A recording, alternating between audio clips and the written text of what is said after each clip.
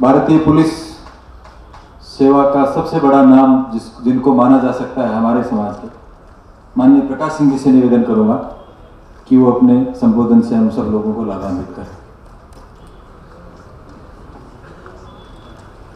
सम्मानित मंच, उपस्थित महानुभाव, देवियों, बहनों, भाइयों और नौजवानों, मुझसे आप संबोधन करने को कहा गया है लोकहित में पुलिस एवं प्रशासन की भूमिका।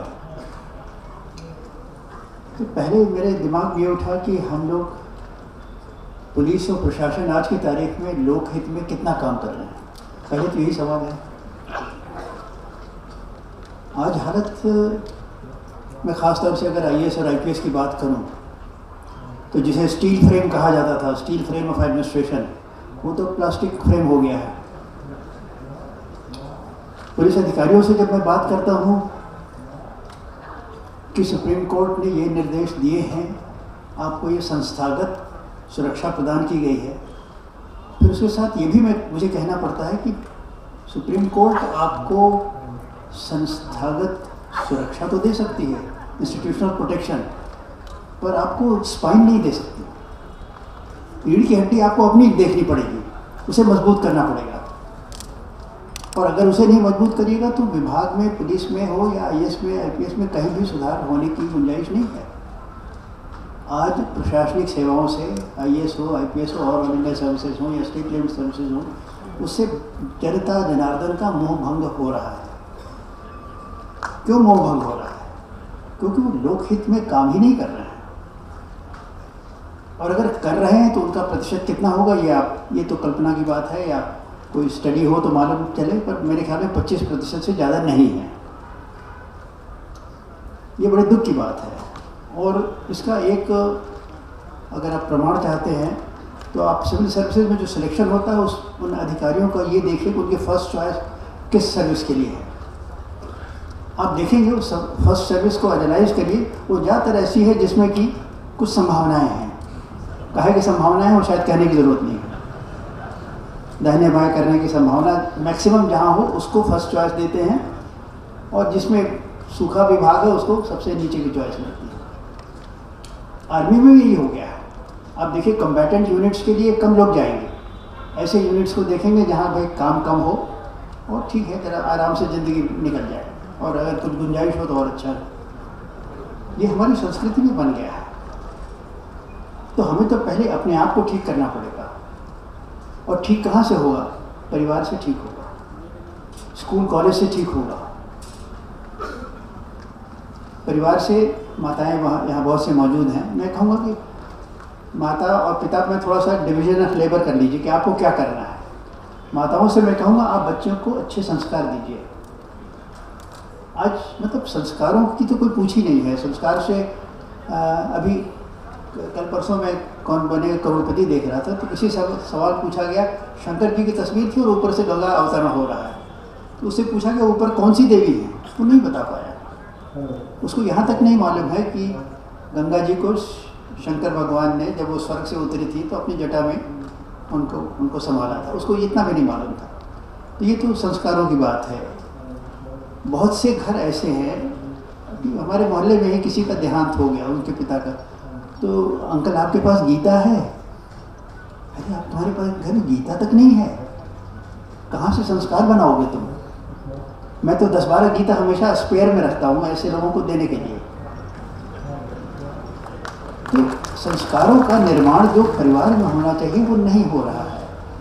आज माताओं, एक हमारी पुत्र वधू बताती है, चाचा यहाँ तो घर में महिलाएं बस वो रमी खेलती हैं, ये खेलती है, वो खेलती है, और कोई मतलब कहती मैं उनसे दूर रहती हूँ क्योंकि सारा टाइम वो बर्बाद करती हैं।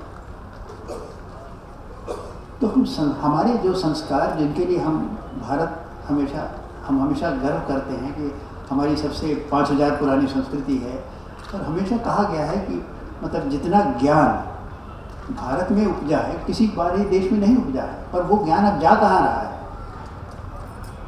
अखबार पढ़िए, रोज़ क्या खबरें मिलती हैं, पढ़ के डिप्रेशन होता है कि ये हो क्या रहा है हमारे देश में।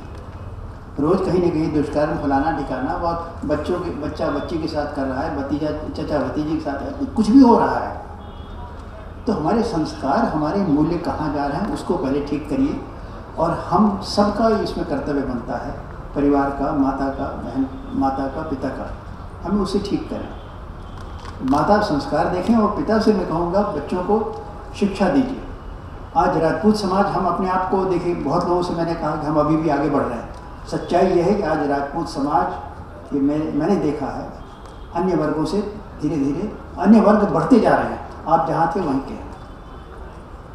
आप किसी सिविल सर्विस का रिजल्ट निकाल लीजिए, IAS का रिजल्ट अभी आने वाला, निकाल लीजिएगा, उसमें देखिए कितने राजपूत हैं और कितने अन्य जातियों के हैं। कुछ अन्य जो लोग, जिनका मैं तो जानता हूँ पर यहाँ नाम लेना अच्छा नहीं है, वो बहुत आगे बढ़ गए हैं आपसे, और लोग तेज़ी से चल रहे हैं। और अगर आप चल रहे हैं तो आपकी चाल बड़ी धीमी है। उसको और मतलब उसको और एक्सेलरेशन की ज़रूरत है। उसके लिए क्या किया जाए? मैं तो कहता हूँ कि संघ जो यहाँ पे है, मेरा विनम्र सुझाव है, एक आप कॉर्पस बनाइए। कॉर्पस को 10-15 करोड़ रुपए का कॉर्पस हो, और उसके द्वारा हर वर्ष आप बच्चों को स्कॉलरशिप दीजिए, जिस दिशा में वो जाना चाहते हैं। IIT में जाना चाहते हो, बहुत से लड़के जाना चाहते हैं, पर उनको कोचिंग का सुविधा नहीं है, या वहाँ के खर्चे को बर्दाश्त करने की सुविधा नहीं है। मेडिकल में जाना चाहते हैं पर इतना पैसा नहीं है। आप उनको पहले तो फिल्टर करिए, और अगर इस योग्य हों तो उन्हें आगे बढ़ने के लिए जो स्कॉलरशिप दिया जा सकता हो, सिविल सर्विसेज के इम्तिहान में बैठना चाहें, उसके लिए उनको आप स्कॉलरशिप या कहिए एक फाइनेंशियल एड दीजिए कि वो किसी इंस्टीट्यूट में अच्छी कोचिंग ले सकें। कहीं IIT की जहाँ कोचिंग हो सकती है वहाँ लड़कों को भेजिए, कहाँ मेडिकल की जहाँ कोचिंग हो सकती है वहाँ बच्चों को भेजिए। But you encourage, you financially support those boys and girls who want to go for these specialised courses. बच्चे आगे जब तक नहीं बढ़ेंगे तब तक तो समाज वास्तव में प्रगति नहीं कर पाएगा। और पुलिस में मैं अपना अनुभव बता दूं, एज DGP मैं कभी बहुतों इंटरव्यू बोर्ड में बैठता था, तो इंटरव्यू बोर्ड में तो खैर मैं इसमें बहुत स्ट्रिक्ट हूँ, मिनट से ही लूँगा। पर मुझे ये देख के, पुरानी बात है पर वो शायद वर्तमान में भी सही होगी, ये देख के बड़ी हैरानी होती थी कि राजपूत लड़के तो आ ही नहीं रहे हैं, इंटरव्यू भी नहीं पहुँच रहे हैं। हम आगे सिलेक्शन कैसे करें उनका? इंटरव्यू में क ख ग के लोग आगे बढ़ते जा रहे हैं, सब एक के बाद आ कर रहे हैं। अच्छा, राजपूत अगर पुलिस में भी नहीं आएंगे, सेना का मैं नहीं जानता क्या स्थिति है, पर पुलिस में आपकी संख्या कम हो रही है। क्यों कम हो रही है? अगर आप पुलिस में भी नहीं जाएंगे, फौज में भी नहीं जाएंगे, तो फिर तो आपकी पहचान ही खत्म हो जाएगी। उनमें आगे बढ़ाइए। मैं तो कहता हूँ कि कांस्टेबल की ट्रेनिंग जब भर्ती हो, अरे कहीं कोई सुविधा ऐसी बना लीजिए, 1 महीने में आपके पास बहुत सारे रिटायर्ड पुलिस ऑफिसर हैं, 1 महीने में रगड़ा दीजिए और उसके बाद उनको पुलिस की भर्ती में भेजिए। देखिए आपके 50% बच्चे सेलेक्ट हो जाएंगे। थोड़ा सा उनको एक ऑर्गेनाइजेशनल सपोर्ट मिले संघ की तरफ से। जो IPS में बैठना चाहें ठीक है, उनको कोचिंग की सुविधा दीजिए। पर पुलिस सर्विसेज में राजपूतों की संख्या कम होना मेरे लिए बड़ा विषाद का विषय है, क्योंकि मैंने इसको पास से देखा है, और कौन वर्ग आगे बढ़ते जा रहे हैं वो भी मैं देखता हूँ। तो ये सब बातें हैं। और रही बात, किसी ने कहा हमारा लक्ष्य क्या होना चाहिए, विनाशाय मतलब राक्षसों का विनाश होना चाहिए। तो ये बात बिल्कुल सही है, पर हम लोग आजकल कितना पुलिस आज बहुत बच के काम कर रही है। विनाश की तो बात ही नहीं होती भाई, नौकरी बचाओ पहली बार, उसके बाद लड़ाई लड़ेंगे। तो नौकरी क्यों बचाते हो भाई? हमने तो मतलब कोई डींग मारने की बात नहीं, कभी नौकरी बचाने की सोची ही नहीं, और कभी न जान बचाने की सोची। भगवान ईश्वर आपकी रक्षा करता है, ईश्वर आपकी रक्षा करता है। आप क्या समझते हैं कि आपके पास अगर 10 आदमी लग जाएंगे तो वो रक्षा करते हैं? वो दिखाने को होते हैं, वास्तव में रक्षा तो ईश्वर करता है। ये मेरा खुद जीवन का अनुभव है, क्योंकि जिन परिस्थितियों से मैं गुजरा हूँ, शायद मुझे यहाँ खड़ा भी नहीं होने चाहिए, तो मैं अब तक कहीं और चला जाना था। तो रक्षा तो ईश्वर करता है, पर यह है कि दुष्टों के विरुद्ध लड़ाई तो लड़नी ही है, और इस लड़ाई में लीडरशिप का बहुत बड़ा रोल है। लीडरशिप का, पुलिस की लीडरशिप हो या जो भी लीडरशिप हो, मैं तो यहाँ पुलिस की लीडरशिप की खास तौर से बात करूँगा। बस ज़्यादातर मैं आजकल के अधिकारियों को देख रहा हूँ, अपनी कुर्सी बचाओ, नेता खुश रहें, तो हम लोकहित के बजाय हम तो आजकल पार्टी के हित में काम कर रहे हैं। कितने अधिकारियों को मैं जानता हूँ, वो जाते हैं जो तत्कालीन मुख्यमंत्री, सर मुझको डीजी बना दीजिए, मैं पार्टी वर्कर की तरह काम करूँगा। अरे भाई लानत है ऐसे आदमी पे, और लानत है ऐसी डीजीपी के पद से। अगर आप लोकहित में नहीं काम कर सकते तो आप कुर्सी पे बैठने के योग्य नहीं हैं। लोकहित को अपना सर्वोच्च आदर्श मान करके वो काम करिए। ये मेरा आज के जनरेशन ऑफ पुलिस ऑफिसर से अनुरोध है, आग्रह है, मेरा सुझाव है। एक और अंतिम सुझाव दे के बात खत्म करूँगा क्योंकि समय ज़्यादा हो रहा है। छोटे छोटे प्रदेश में देखता हूँ, हरियाणा है, मणिपुर है, ये खेल कूद के क्षेत्र में इतना आगे बढ़ गए हैं।